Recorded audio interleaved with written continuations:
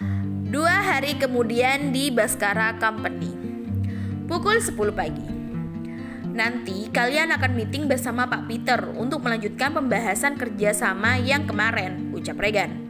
Hanya berdua, bos? Tanya Raihan. Tidak, kalian akan pergi bertiga. Nanti saya akan digantikan oleh direktur dari bagian cabang. Saya ada meeting yang lebih penting di jam yang sama. Jadi tolong kerjasamanya ya. Dan jangan sampai kalian memalukan nama perusahaan di mata perusahaan klien. Baik pak, ucap Aileen. Baik bos, saut Raihan. Apa bapak pergi meetingnya sendirian? Tanya Aileen. Iya, kali ini meetingnya memang harus saya sendirian. Direktur cabang akan sampai pukul 12. Hubungi saja saya jika jam segitu dia belum datang. Baik bos, ucap Raihan. Aileen, Raihan, dan direktur cabang baru saja selesai meeting dengan perusahaan Tirek Company. Aileen kembali bertemu dengan Peter, seorang laki-laki yang sudah Aileen anggap sebagai kakaknya saat masih di panti asuhan. Dan ini bukan kali pertamanya Aileen bertemu dengannya. Sejak pulang honeymoon, Aileen tidak sengaja bertemu dengannya. Dan juga mereka sempat beberapa kali bertemu. Dan bahkan Aileen pun pernah bermain ke rumah sang kakak angkat. Namun itu semua tanpa sepengetahuan Regan. Peter menahan tangan Aileen agar dia tidak pergi begitu saja. Aileen menatap Peter dengan tatapan yang sulit diartikan. Re, lu kembali ke kantor duluan aja. Gue ada sedikit urusan lain. Tapi, udah tenang, gue akan segera kembali ke kantor kok. Dan jangan mengatakan apapun kepada Regan. Oke deh, gue balik duluan ya kalau begitu. Hati-hati Re. Raihan hanya melambaikan tangan dan akhirnya ia pergi meninggalkan Aileen dan Peter bersama. Aileen, sapa Peter. Ada apa kak? Kamu tuh kenapa? Tanya Peter. Memangnya aku kenapa? Tanya Aileen balik. Kamu mengabaikan pesanku akhir-akhir ini. Ada apa? Apa aku melakukan kesalahan? Tidak, Kak Peter tidak salah kok. Lantas, kenapa kamu terlihat menghindariku? Aku tidak menghindar, Kak. Apa kamu ingat sesuatu terakhir kita ketemu? Kamu tampak kesakitan. Apa kamu saat itu sedang berusaha mengingat sesuatu? Dan apa sekarang kamu sudah mengingatnya? Tanya Peter. Aku tidak ingin membahas masalah hal itu, Kak. Aku permisi dulu ya. Tunggu sebentar. Aku akan mengantarmu ke kantor nanti. Lagi pula, kamu belum makan siang kan? Sebenarnya ada apa sih, Lin? Ada apa kak? Aku tidak mengerti maksud kakak. Ini sedikit aneh. Kamu terlihat menghindariku seakan aku habis melakukan kesalahan. Aku tidak sedang menghindari kakak. Ya sudah, kalau begitu duduk sebentar di sini. Kenapa kamu buru-buru sekali sih? Ya, aku sedang ada pekerjaan di kantor. Sebenarnya kakak mau bicara tentang apa sih? Mama sama papanya Kak Peter tuh nanyain kondisi kamu. Aileen terdiam seketika. Tapi itu mama dan papaku, Kak. Gumam Aileen menahan air matanya. Ya, Aileen sudah tahu kalau ternyata orang tua yang mengadopsi Peter adalah papa dan mama kandung Aileen. Namun, Peter belum tahu kalau Aileen adalah anak kandung dari orang tua angkatnya. Papa dan mama kakak, mereka khawatir karena terakhir kali kamu terlihat sangat kesakitan. Bahkan mereka sempat ingin menjenguk kamu di rumahmu. Aku baik-baik aja kak, dan tidak perlu dikhawatirkan. Aku telepon mama ya. Kamu ngomong langsung aja ke dia, biar mama percaya kalau kamu tuh sudah baik-baik aja. Kamu tahu nggak, kemarin pas aku pulang dari nganterin kamu, mama masih aja menangis dan terus bertanya tentang kondisimu. Tapi kamu malah mengabaikan semua pesan dan panggilanku, ucap Peter. Boleh aku bertanya sesuatu, Kak? Tentu aja, boleh. Aku kemarin kan tidak sengaja melihat foto bayi perempuan yang terbajang di dinding rumah orang tua Kak Peter. Apa orang tua kakak memiliki anak lain selain kakak? Tanya Aileen. Oh, itu anak kandung mereka. Kamu tahu, aku memang tidak pernah melihat langsung sih wajahnya. Ya, karena mereka tidak pernah menunjukkan wajah putrinya kepadaku. Tapi ada satu foto di lemari kaca depan dan itu sangat mirip denganmu. Saat pertama kali melihat foto itu, aku tuh langsung teringat sama kamu. Sayangnya wajah itu tidak terlihat full dan juga fotonya sudah usang. Tapi tetap aja bagian wajah atasnya mirip sama kamu. Memangnya putri kandung mereka di mana sekarang, Kak? Tanya Aileen. Mama sih tidak pernah menjawab, tapi papa bilang putri mereka menghilang saat berumur 3 tahun dan hingga saat ini belum ditemukan. Hah? Menghilang katanya? Jelas-jelas mereka yang meninggalkanku di panti asuhan dalam keadaan gelap dan sepi. Mereka memang tidak pernah menginginkanku ya, gumam Aileen. Mama bilang putrinya tuh mirip sama kamu. Aku pernah bertanya kenapa saat itu mereka tidak mengadopsi dirimu saja, karena kamu kan mirip dengan putrinya. Tapi papa tidak mau. Dia menginginkan anak laki-laki, makanya aku yang dipilih untuk diadopsi sama mereka. Aileen mendongakkan kepalanya dan mengerjapkan matanya berkali-kali agar air matanya tidak terjatuh.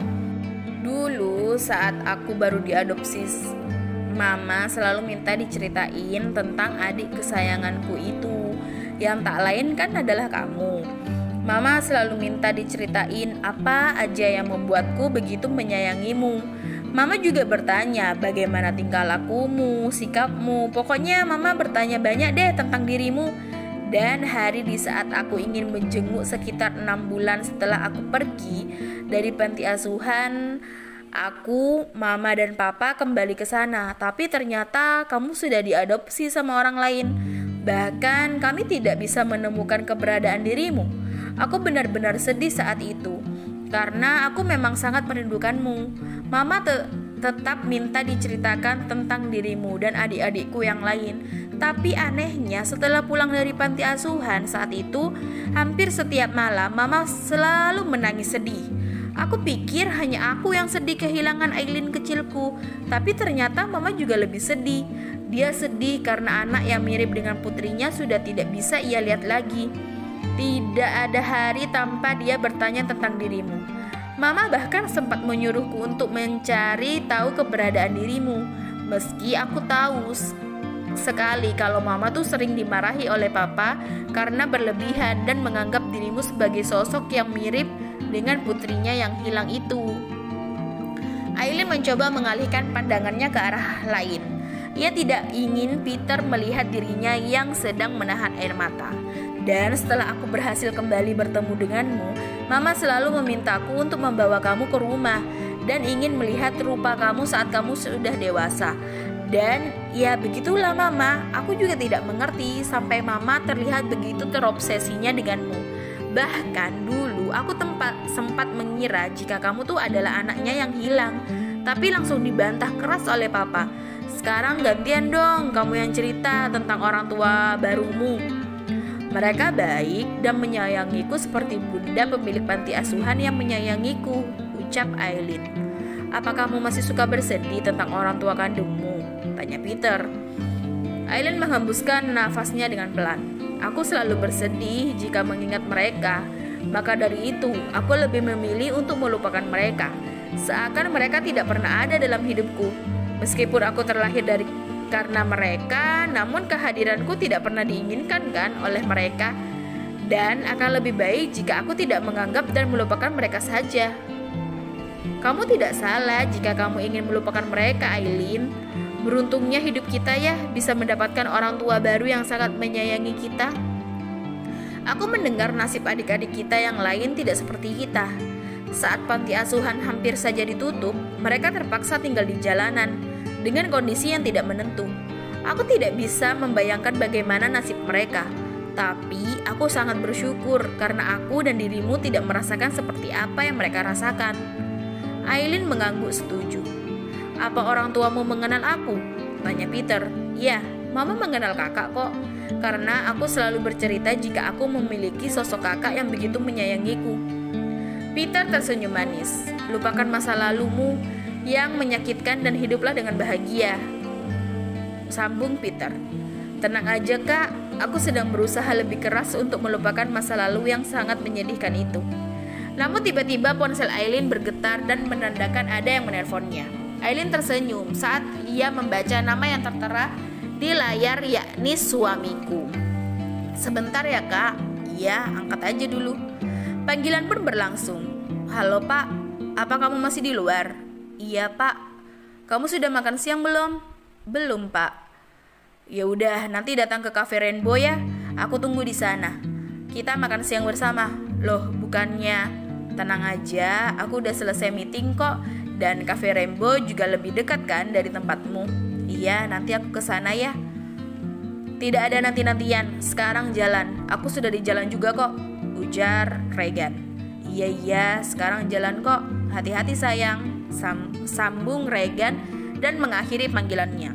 Aku harus segera kembali ke kantor ya kak, aku duluan ya. Peter menahan tangan Aileen. Biar aku antar kamu ya. Oh, gak perlu kak, sopir aku udah nungguin di depan kok.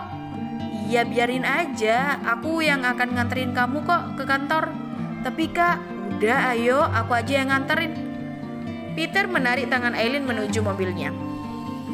Aileen merasa sangat kesal pada dirinya sendiri karena ia tidak bisa memikirkan alasan yang pas untuk menolak Peter. Meskipun di satu sisi ia juga merasa tidak enak menerima ajakan Peter yang selalu saja baik kepadanya. Dan pada akhirnya Aileen hanya bisa pasrah diantar oleh Peter menuju perusahaan. Dan dari perusahaan baru deh dia pergi ke tempat janjian mereka, yakni di Cafe Rainbow. Di Cafe Rainbow, maaf ya aku telat. Kamu kemana dulu sama Pak Peter? Tanya Regan. Hah? Aileen kaget Regan mengetahuinya. Kamu pikir aku tidak tahu apa yang selama ini kamu lakukan? Kamu sering menghabiskan waktu bersamanya kan setelah meeting bersama dia? Apaan sih? Aku hanya apa? Ini bukan pertama kalinya ya kamu kembali telat hanya karena ingin menambah waktu bersamanya. Bukan begitu. Rehan bahkan sudah sampai sejak tadi dan kamu datang ke sini cukup lama. Apa itu tidak membuktikan bahwa ucapanku benar? Kamu ngajakin aku makan siang bersama hanya untuk berdebat masalah yang tidak penting seperti ini. Kalau begitu, aku makan siang di tempat lain aja. Oh, kamu ingin makan siang bersamanya? Atau ternyata kamu sudah makan siang bersama dia? Regan, hentikan omong kosongmu itu. Apa kamu tidak malu? Di sini tuh banyak orang. Kenapa? Biarin aja mereka tahu dan mereka dengar. Aku tanya, kamu tidak sedang berniat bermain api kan di belakangku? Regan, teriak Aileen. Kenapa teriak? Kamu bisa pelan-pelan kan ngomongnya? Jawab Regan. Jika kamu terus mengatakan omong kosong itu, aku akan memilih makan siang ditemani sama sopir aja. Heh, kamu yakin ditemani sama sopir? Bukannya mau menghubungi dia lalu mengajak dia untuk makan bersama? Aileen menatap tajam ke arah Regan. Tidak usah menatapku seperti itu. Lakukan aja jika itu membuatmu bahagia. Maaf, aku permisi. Aileen pun hendak pergi. Regan langsung menahan tangan Aileen. Duduk kembali di tempatmu. Aku tidak berselera makan siang karena kamu. Aileen pun duduk. Regan, jangan pernah bicara ketika sedang makan, ucap Regan. Oh Tuhan, lagi-lagi bertengkar. Kenapa juga harus berdebat seperti ini sih? Regan bisa jadi makin salah paham kan nantinya. Makan siang kali ini benar-benar membuat Aileen ataupun Regan tidak berselera sama sekali. Malam harinya, ceklek. Aileen membuka pintu kamarnya dengan secangkir coklat panas yang ia buatkan untuk Regan. Ia meletakkan coklat panas itu di meja nakas di samping kasur. Aileen melihat Regan sedang berdiam diri di pinggir kasur, membuat Aileen langsung menghampirinya dan juga ikut duduk di sampingnya. Apa kamu sedang marah? Tanya Aileen. Entahlah, aku bingung harus marah atau tidak. Jangan salah paham. Tidak salah paham dari mana? Kamu tuh sering menghabiskan waktu bersamanya. Tidak, aku lebih sering bersamamu. Regan menatap lekat ke mata Aileen. Jika perhatianku kurang, katakan. Jika sikapku terlalu berlebihan, katakan. Jika aku bersikap salah dan tidak seharusnya, juga katakan. Jika kamu bosan denganku, katakan. Jika ada sikap dan tindakan aku yang harus aku ubah, juga katakan. Jika uang yang aku berikan kurang bagimu, katakan. Jika Aileen tersenyum dan menempelkan jari telunjuknya di bibir Regan. Jangan dilanjutkan ya. Kamu tuh sangat sempurna. Jangan pernah bicara seperti itu lagi. Lagi pula kamu melakukan setiap tindakanmu itu pasti ada alasannya kan? Dan akulah yang selalu menjadi alasanmu. Maaf jika aku selalu salah menjadi istrimu. Aku tahu aku memang bukan wanita idaman siapapun, tapi aku akan selalu berusaha memperbaiki sikapku agar aku tidak selalu membuatmu marah atau kesal. Apa kamu bahagia bersamaku? Tanya Regan. Jangan selalu bertanya seperti itu sayang. Kamu mau menerima keberadaanku saja sudah membuatku bisa bersyukur dan bahagia semenjak kehadiranmu. Bahkan kebahagiaanku jauh berkali-kali lipat. Kamu itu sumber kebahagiaan aku, asal kamu tahu ya. Jadi berhenti bertanya apakah aku bahagia saat bersamamu. Ya jelaslah, aku wanita paling bahagia yang beruntung bisa memilikimu, ucap Aileen. Ya aku hanya takut kalau sikapku yang mudah marah, cemburuan, dan juga tidak ingin dibantah membuat dirimu tuh merasa tertekan dan lelah menghadapiku. Aileen mengusap wajah Regan dengan lembut. Harusnya aku yang takut karena kamu pasti lelah kan menghadapiku.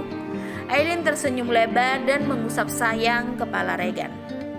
Aku tidak akan pernah meninggalkanmu, ucap Aileen. Ya, aku juga, saut Regan. Mereka berdua akhirnya hanyut dalam pelukan yang mereka ciptakan. Oh ya sayang, tadi Bunda nanya ke aku. Tentang apa? Tanya Aileen.